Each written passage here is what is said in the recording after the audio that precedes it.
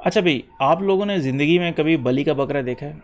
अगर नहीं देखा तो आज मैं आपको बलि का बकरा दिखाता हूँ। बलि का बकरा होता वो है जिसके ऊपर एंड पे सारा नज़ला फेंक दिया जाता है और ये कहा जाता है कि सारी गलती इसकी है। तो यहाँ पर मैं इस वीडियो में आपको दो नैरेटिव बताऊँगा। दो नैरेटिव इस तरह होंगे कि एक प्रोड्यूसर वाली साइड और डिज्नी वाली साइड होगी और दूसरी रेचल जिग्रो वाली साइड होगी। अब सबको पता है स्नो वाइट का, कि स्नो वाइट में क्या चल रहा है, कि मूवी किस तरह फ्लॉप चल रही है।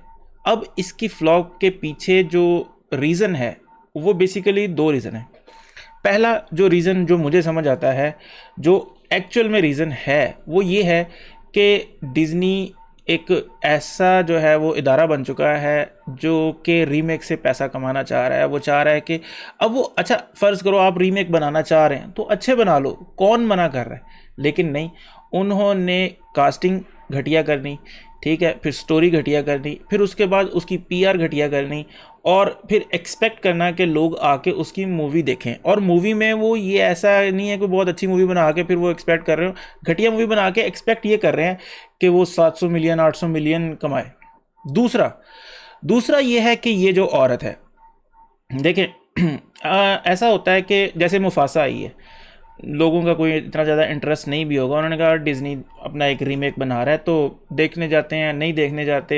या इस तरह की और भी कई मूवीज़ जो है वो इन्होंने रीमेक की हैं, तो वो सोचेंगे कि यार देखते हैं कि नहीं देखते। फिर भी करते करते उसने, इस मूवी ने, जो मुफासा है या इस तरह की और जो मूवी है, थोड़ा बहुत पैसा अच्छा खासा कमा लेती है।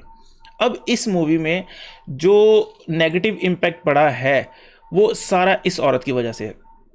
इस औरत का मुंह बंद नहीं रहता। ये क्या करती है, जब भी इंटरव्यू देने जाती है कुछ ना कुछ बकवास करके आ जाती है, जिसकी वजह से इनडायरेक्टली नुकसान होता है मूवी को।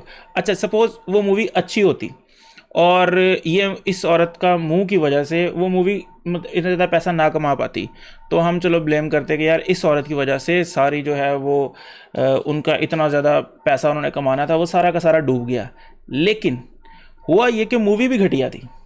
इस औरत की बातें तो ऐसी थी कि लोग मूवी देखने ना जाते, क्योंकि इसने इतनी बुरी पीआर की कि लोगों का दिल ही उठ गया इस मूवी को देखने से। तो लोगों ने कहा कि फारिग कराओ यार इस मूवी को। तो जो थोड़े बहुत जो देखना भी चाह रहे थे उन्होंने भी कहा कि नहीं देखने जा रहे।